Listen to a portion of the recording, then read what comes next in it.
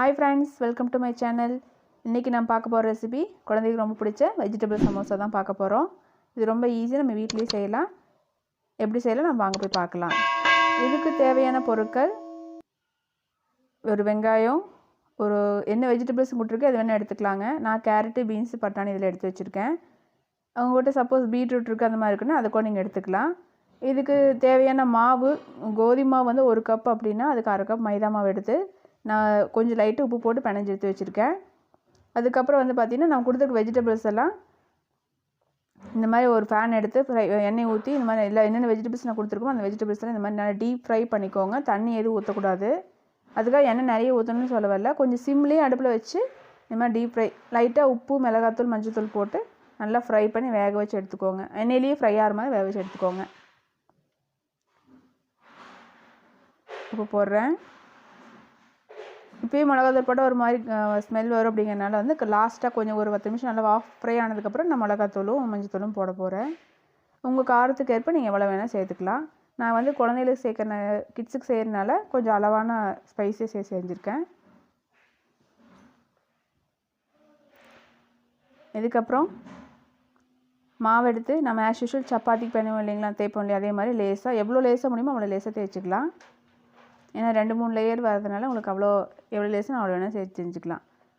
இந்த மாதிரி வர இந்த மாவு எடுத்து போட்டு லைட்டாக ஸ்ப்ரெட் பண்ணிக்கணும். பக்கத்தில் இன்னொரு மாவு வச்சுருக்கேன். அது வந்து பார்த்திங்கன்னா நான் தேய்ச்சி முடிச்சதுக்கப்புறம் ஒட்டுறதுக்காக லிக்விடாக ரெடி பண்ணியிருக்கேன். அது ஒன்றும் இல்லைங்க, கொஞ்சம் தண்ணி ஊற்றி நீங்கள் கொடுத்த என்ன ஃப்ளோர் மைதா மாவு இல்லை கோதுமை மாவு எந்த மாவு வேணால் போட்டு மிக்ஸ் பண்ணி லிக்விட் பேட்டரில் ரெடி பண்ணிக்கோங்க. ஜஸ்ட் அந்த கடைசி கார்னர் ஒட்டுறக்காக மட்டும்தான் அது. எவ்வளோ லேசாக முடியுமோ அவ்வளோ லேசாக தேய்ச்சிக்கோங்க. ரொம்ப ஓட்டை உள்ளதெல்லாம் தேய்க்க வேண்டியதில்லை. மைதா மாவு கொடுத்துருக்கனால நீங்கள் எவ்வளோ லேசாக தேய்ச்சாலும் அவ்வளோ ஸ்ப்ரெட் ஆகி வந்துகிட்டே இருக்கும். So no problem.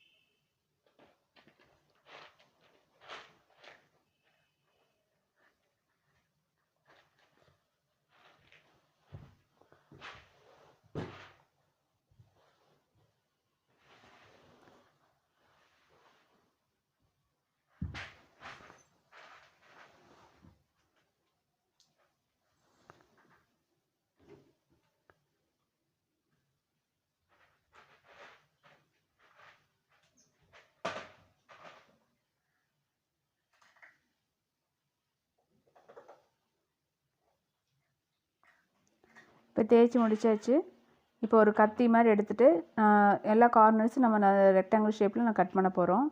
இது கட் பண்ணணும் கூட கட்டாயம் இல்லைங்க, ஸ்ட்ரைட்டாகவே நம்ம செஞ்சுக்கலாம். பட் கடையிலலாம் பார்த்தீங்கன்னா ட்ரையாங்கிள் ஷேப்பில் நல்லா நீட்டாக கொடுப்பாங்க இல்லைங்களா, அது எப்படிங்கிறக்காக தான் இது கட் பண்ணி காட்டுறேன்.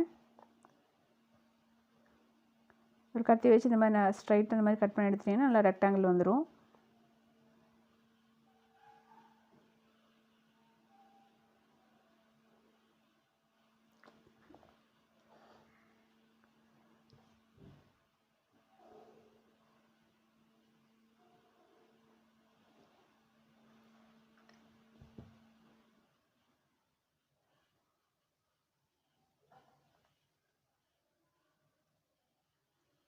எடுத்தாச்சுங்க. இப்போ ரெண்டாவது கட் பண்ணிட்டோம்னா ஷேப் வந்துடும். இது லைட்டாக ஒரு தோசைக்கல் அந்த மாதிரி வச்சு லைட்டாக வச்சு சூடு பண்ணி எடுத்துட்டிங்கன்னா பேப்பர் மாதிரி அப்படியே நிற்கும். நான் இந்த டைம் வந்து பார்த்திங்கன்னா அந்த மாதிரி சூடு பண்ணி எதுவும் எடுக்கலை. நார்மல் இப்படியே வந்து எப்படி நான் செய்யறதுதான் செய்ய போகிறேன்.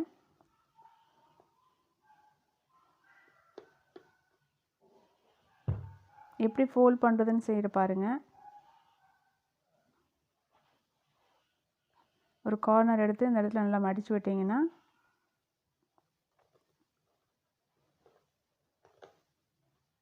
இப்படி மடித்து விட்டு ஒட்டிட்டு திருப்பி மாற்றி ஃபோல்ட் பண்ணிங்கன்னா கரெக்டாக ட்ரையாங்கிள் ஷேப்பில் வந்துடும். இந்த மாதிரி முடிச்சுட்டு அந்த இடையில இருக்கிற ஹோல்ஸில் வந்து நீங்கள் வெஜிடபிள்ஸ் ஃபில் பண்ணி கார்னர் கடைசி ஒட்டிட்டிங்கன்னா ட்ரையாங்கிள் ஷேப் வந்துடும். அவ்வளோதான். இல்லை நாம் இது கார்னர் கட் பண்ணல அப்படின்னு ஜஸ்ட் பண்ணுறோம் அப்படின்னு இந்த மாதிரி தேய்ச்சிட்டு இப்போ கட் பண்ணிவிட்டு வெஜிடபிள்ஸ் உள்ளே வச்சு நான் சுற்றி காட்டுறேங்க.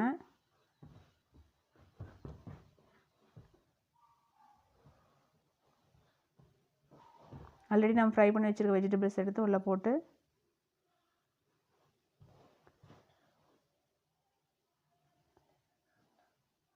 கொஞ்சம் தள்ளி சேர்த்திருக்கேன். இப்போ லாஸ்ட் கார்னர் எடுத்து இந்த மாதிரி ஃபோல்ட் பண்ணுங்கள். ஜஸ்ட் அமுத்தி, ஏன்னா நம்ம ஃப்ரை பண்ண சூடு பண்ணாதனால அப்படி ஜஸ்ட் அமுத்தி விட்டினாலே மாவு ஒட்டிக்கும். எகெயின் இன்னொரு தடவை ஃபோல்ட் பண்ணிங்க அப்படின்னா இப்போது நம்மளுக்கு ட்ரிபிள் லேயரில் வந்து உங்களுக்கு சமோசா ரெடி ஆயிரும்.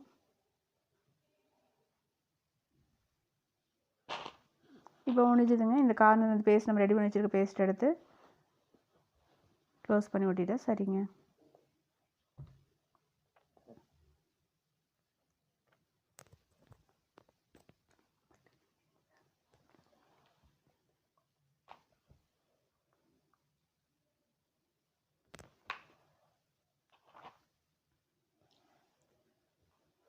இதை நான் அப்படியே எண்ணெயில் பொரிச்சு எடுத்தால் முடிஞ்சது. இன்னொரு தடவை இதே மாதிரி செஞ்சு காட்டுற பாருங்கள். இதே மாதிரி வெஜிடபிள்ஸ் போடுறேன்.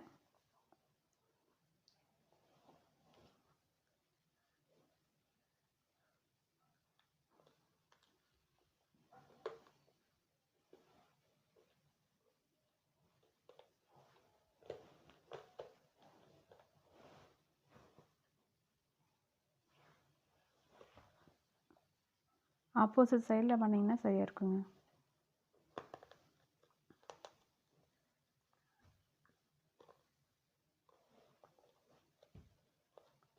That's all. இப்போ ட்ரையாங்கிள் வந்து தெரியுதுங்களா? அதை பேஸ்ட் பண்ணி ஒண்டிட்டா முடிஞ்சது. அவ்வளோதான்.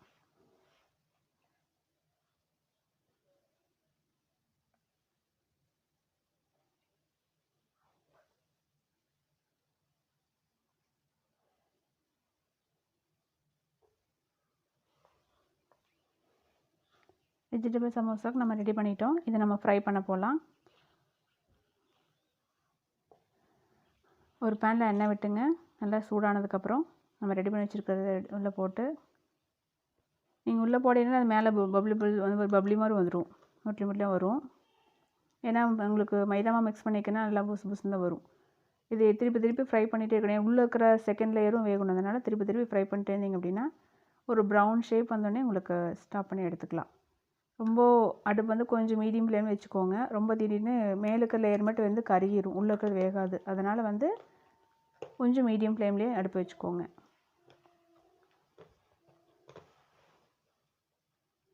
எஸ், ஒரு 2-3 டைம்ஸ் பண்ணினாலே இப்போ சமோசா ரெடி ஆயிடுச்சு.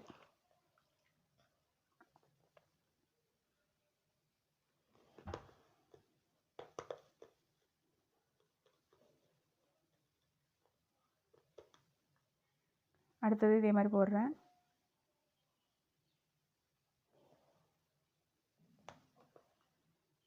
நம்ம பேஸ்பர் ஒட்டிக்கனால அது வந்து கலண்டு வராது. நீங்கள் வச்சுக்க ஷேப்லேயே தான் இருக்கும் அந்த மாவு.